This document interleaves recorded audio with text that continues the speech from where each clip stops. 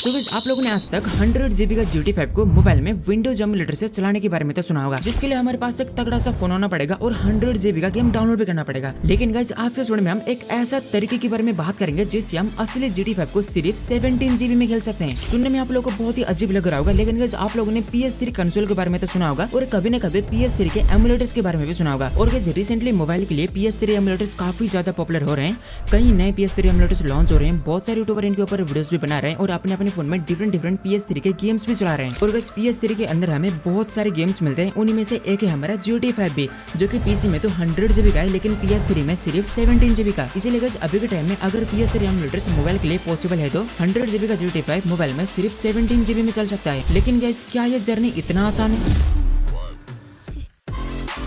Guys इस video में हम इसके बारे में सब कुछ जानेंगे और मेरा इस मोबाइल में अभी तक का सबसे बढ़िया PS3 एमुलेटर भी टेस्ट करेंगे। हाँ तो चलो सबसे पहले मैं यहाँ पर अपने फोन में PS3 का एमुलेटर डाउनलोड कर लेता हूँ, उसके बाद इसका जो सारे टेक्निकल बातें वो करेंगे। और जहाँ तक मैंने देखा कि अभी के टाइम में हमारे लिए RPCS X एमुलेटर सबसे बढ़िया ऑप्शन होगा। तो चलो गाइस फटाफट से डाउनलोड कर लेते हैं। और भाई डाउनलोड करना बहुत ही आसान है, क्योंकि गाइस ये जो मोबाइल के PS3 एमुलेटर है वो सारे ओपन सोर्स प्रोग्राम है, इसलिए वो आपको बहुत ही आसानी से उनके ऑफिशियल गिटहब पेज में मिलेंगे। सिंपली कोई भी ब्राउजर ओपन करो और वहाँ पर RPCS X एमुलेटर सर्च करो, उसका ऑफिशियल गिटहब पेज मिलेगा, उसके अंदर जाओ और वहाँ से उसे डाउनलोड कर लो। बेसिकली गाइस यहाँ पर कोई भी एमुलेटर, भले वो PS3 एमुलेटर या फिर विंडोज एमुलेटर, वो जो एमुलेटर होते हैं वो एमुलेटर एक डिवाइस में किसी दूसरे डिवाइस का जैसा एनवायरनमेंट बनाते हैं। जैसे कि आपको पता होगा पीसी में मोबाइल के गेम्स जैसे कि फ्री फायर और BGMI जैसे गेम्स खेलने के लिए ब्लूस्टैक जैसे एमुलेटर यूज किया जाता है। वैसे आपको पता है मोबाइल में भी पीसी के गेम्स खेलने के लिए विंडोज एमुलेटर यूज होते हैं और PS3 के लिए भी बिल्कुल सेम है। PS3 एमुलेटर्स हमारे फोन में एक PS3 का जैसा एनवायरनमेंट बनाते हैं, जिससे अगर मैं मेरे मोबाइल में कोई PS3 का गेम डाउनलोड करके खेलना चाहूँ तो उस गेम को ऐसा लगता है कि वो गेम सच में एक PS3 के अंदर चल रहा है। मतलब PS3 एमुलेटर उसे बेवकूफ बनाकर चला देता है।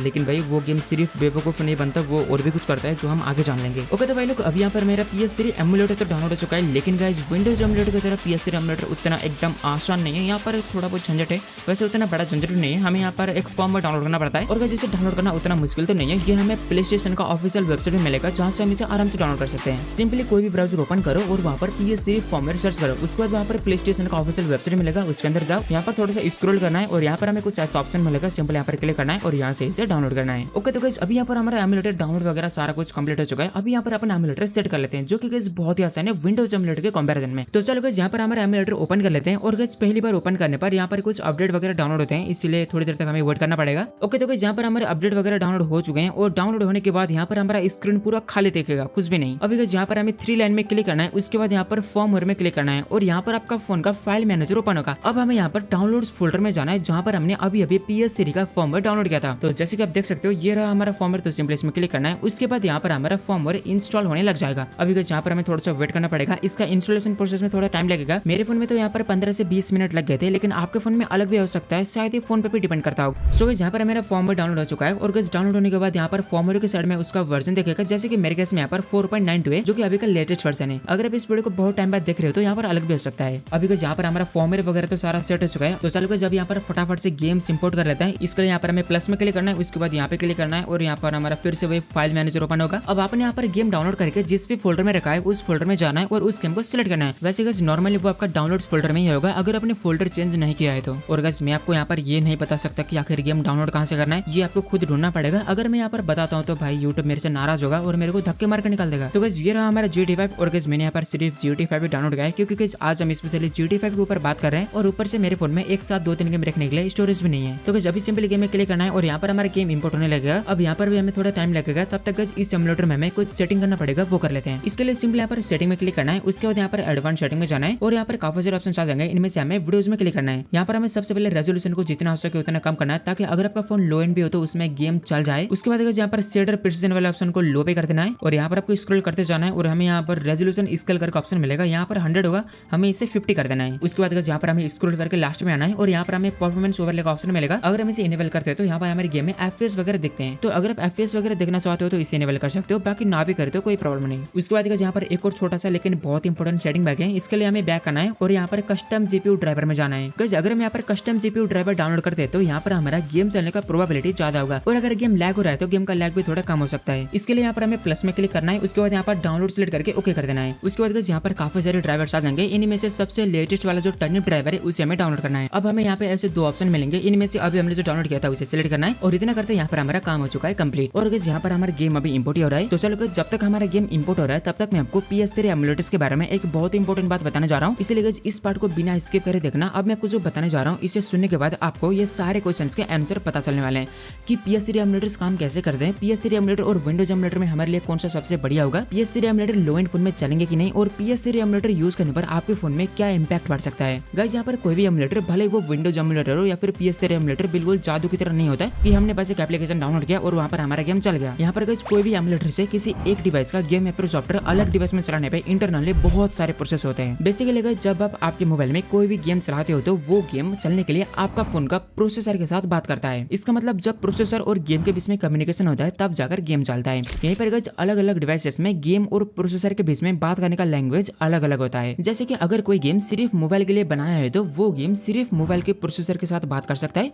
पीसी या फिर और दूसरे प्लेटफॉर्म के प्रोसेसर को वो नहीं जानता और उनसे वो बात ही नहीं कर सकता। ऐसे पीसी या फिर PS3 का केस में भी बिल्कुल सेम है। और जैसे कि मैंने आपको अभी बताया अगर वो गेम प्रोसेसर के साथ बात नहीं कर सकता तो तब वहाँ पर गेम भी नहीं चलेगा। इसलिए PS3 या फिर पीसी के जो गेम्स होते हैं वो गेम्स डायरेक्टली डाउनलोड करके मोबाइल में नहीं चल सकते हैं। इसलिए यहाँ पर हमें एमुलेटर यूज करना पड़ता है जहाँ पर वो एमुलेटर गेम और प्रोसेसर के बीच में काम करता है और कम्युनिकेशन का जो लैंग्वेज होता है उसे ट्रांसलेट करके एक दूसरे को समझा देता है। कैसे ऐसा इसलिए करना पड़ता है क्योंकि आपके फोन में, आपके पीसी में और PS3 में जो सीपीयूज होते हैं वो सीपीयू तीनों अलग अलग होते हैं। आपके फोन में जो सीपीयू होता है वो ARM आर्किटेक्चर वाला होता है, पीसी में x86 और x64 होते हैं, लेकिन PS3 में ना ही ARM होता है ना ही x64 होता है। वहाँ पर एक सेल ब्रॉडबैंड इंजन करके बिल्कुल अलग ही सीपीयू होता है। चलो जब मैं आपको x64 को पीसी का सीपीयू बताऊंगा और ARM को मोबाइल का सीपीयू बताऊंगा ताकि आपको आगे की चीजें समझने में आसानी हो। अब अगर हम सीपीयू के बारे में डिटेल में बात करें तो वीडियो बहुत ही लंबा होगा और कॉम्प्लेक्स भी होगा और आप वीडियो छोड़ के भी चले जाओगे। चलिए मैं आपको बेसिक चीजें बहुत ही सिंपल में समझाऊंगा, उसे ध्यान से सुनना। वैसे तो कैसे मोबाइल का सीपीयू और पीसी का सीपीयू दोनों अलग अलग आर्किटेक्चर के प्रोसेसर है जहाँ पर दोनों अलग अलग इंस्ट्रक्शन सेट में चलते हैं। मोबाइल में reduce instruction set RISC use होता है तो पीसी में complex instruction set CISC use होता है। लेकिन गाइस दोनों प्रोसेसर्स में कॉमन चीज ये है कि इनमें हमें मल्टीपल जनरल पर्पज कोर्स मिलते हैं। अपने सीपीयू के अंदर 6 कोर, 8 कोर, 12 कोर करके कोर के बारे में तो सुना ही होगा। इसका मतलब गाइस मोबाइल का सीपीयू और पीसी का सीपीयू दोनों को जो टास्क दिया जाता है उस टास्क को कोर्स के बीच में डिवाइड करने का और उसे हैंडल करने का तरीका सिमिलर होता है। लेकिन गाइस यहीं पर PS3 का जो सीपीयू होता है वो दो पार्ट में डिवाइड होता है। एक होता है मेन कोर जो कि पावर पीसी आर्किटेक्चर में based reduce instruction set RISC में चलता है। अब गाइस इंस्ट्रक्शन सेट का मतलब बेसिकली प्रोसेसर को कोई भी काम करने के लिए कमांड कैसे दिया जाता है ये बताता है। लेकिन गाइस सिंपल में हम इसे गेम और सीपीयू बीच का कम्युनिकेशन लैंग्वेज भी कह सकते हैं। और दूसरे होते हैं वर्कर कोर्स जो एक्चुअली गेम चलाते हैं, लेकिन भाई वो ना RISC ना CISC, वो बिल्कुल अलग लैंग्वेज यूज करते हैं। गाइस जब तक आपको सारी चीजें समझ में आ गए होंगे आप सारी चीजों को कनेक्ट कर लेते हैं। अब मैंने आपको थोड़ी देर पहले बताया था कि PS3 एमुलेटर्स गेम और आपके फोन के प्रोसेसर के बीच में काम करते हैं। और गाइस वो एमुलेटर वहाँ पर जो ट्रांसलेशन का काम करता है वो आसानी से नहीं होता, उसके अंदर आपका फोन का बहुत सारा रैम और प्रोसेसर यूज होता है। मतलब आपका फोन का आधा रिसोर्स तो एमुलेटर यूज कर रहा है और जो बाकी है उससे आपका गेम चलने वाला है। इसीलिए गाइस भले यहाँ पर PS3 में गेम के साइज बहुत ही कम है, लेकिन गाइस PS3 का सीपीयू का यूनिक आर्किटेक्चर होने की वजह से अभी के टाइम में विंडोज एमुलेटर्स की तरह PS3 एमुलेटर में भी गेम खेलने के लिए हमारे पास थोड़ा हाई एंड फोन होना पड़ेगा। गाइस यहाँ पर एमुलेटर जो काम करते हैं वो ऑपरेटिंग सिस्टम से रिलेटेड भी काम करते हैं और सीपीयू के इंस्ट्रक्शन से रिलेटेड भी काम करते हैं। यहीं पर गाइस अगर हम विंडोज एमुलेटर में देखें तो विंडोज एमुलेटर का जो प्रोसेसर से रिलेटेड काम होता है ना वो काम PS3 एमुलेटर्स के कंपैरिजन में कम होता है और वो आपका फोन का रिसोर्सेज भी कम यूज करता है। क्योंकि गाइस जैसे कि मैंने आपको अभी बताया था मोबाइल का सीपीयू और पीसी का सीपीयू में कोड डिवीजन, टास्क हैंडलिंग और टास्क शेड्यूलिंग सिमिलर होते हैं। लेकिन गाइस PS3 का सीपीयू सेल ब्रॉडबैंड इंजन के अंदर काम कुछ अलग ही तरीके से होता है। वहाँ पर जो मेन कोर होता है वो गेम्स नहीं चलाता, गेम्स वर्कर कोर्स चलाते हैं, लेकिन वर्कर कोर्स बेस प्रोग्राम नहीं चलाते, मेन मेमोरी के साथ भी कम्युनिकेट नहीं होता और एक आपस में मेमोरी शेयर भी नहीं करते हैं। ओवरऑल देखते तो गाइस वो काफी कॉम्प्लेक्स होता है और वहाँ पर काम भी अलग तरीके से होता है। और गाइस इस चीज को एमुलेट करना बहुत ही डिफिकल्ट पड़ जाता है जिसकी वजह से वहाँ पर मोबाइल का रिसोर्सेज भी ज्यादा यूज होता है। इसलिए गाइस अभी के टाइम में विंडोज एमुलेटर्स की कंपैरिजन में PS3 एमुलेटर्स में गेम खेलने के लिए हमारे पास थोड़ा हाई एंड फोन होना पड़ेगा। लेकिन गाइस यहाँ पर PS3 एमुलेटर का एडवांटेज है कि इसके अंदर गेम के साइज बहुत ही कम होते हैं जिन्हें हम बहुत ही आसानी से डाउनलोड कर सकते हैं, लेकिन प्रोसेसर थोड़ा पावरफुल होना पड़ेगा। वहीं गाइस विंडोज एमुलेटर के लिए गेम्स तो काफी बड़े बड़े होते हैं, लेकिन वहाँ पर प्रोसेसर थोड़ा कम पावर का भी हो तो चल जाता है PS3 एमुलेटर्स के कंपैरिजन में। लेकिन गाइस ये मैं अभी के टाइम का बात कर रहा हूँ, फ्यूचर में कुछ भी हो सकता है।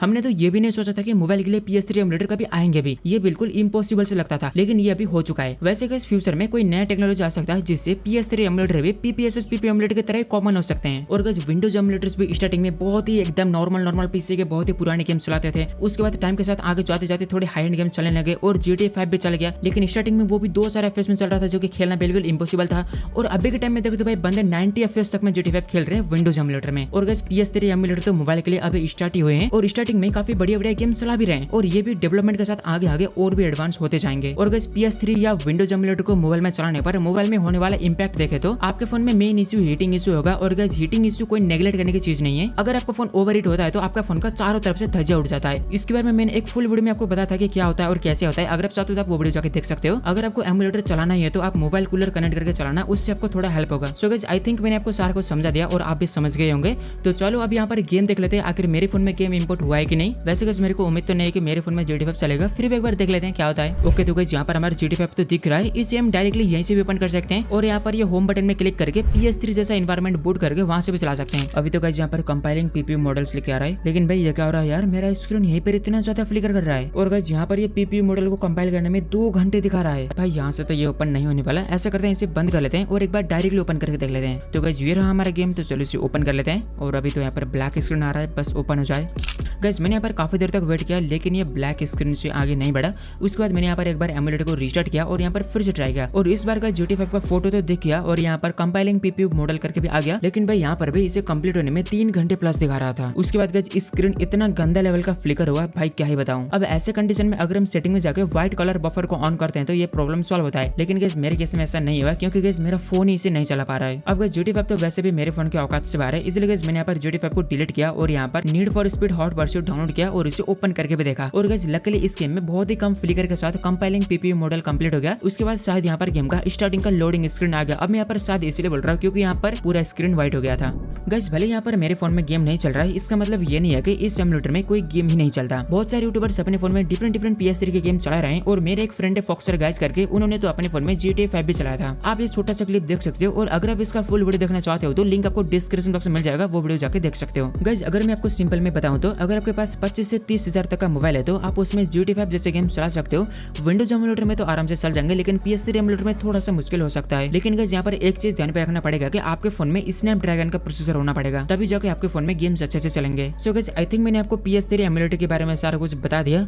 अब गाइस दुर्भाग्य से मैं अपने फोन में गेम चला के तो नहीं दिखा पाया क्योंकि गाइस मेरा फोन उतना हाई एंड नहीं है। फिर भी गाइस आई होप आप लोगों को ये वीडियो पसंद आया होगा। अगर आपको ये वीडियो थोड़ा सा भी पसंद आए तो प्लीज वीडियो को लाइक कर देना और अगर आप आगे भी ऐसे मजेदार वीडियो देखना चाहते हो तो चैनल को सब्सक्राइब करके बेल नोटिफिकेशन को भी ऑल पर सेलेक्ट कर देना। गाइस आज की वीडियो में इतना ही। Thank you so much for watching. Bye bye.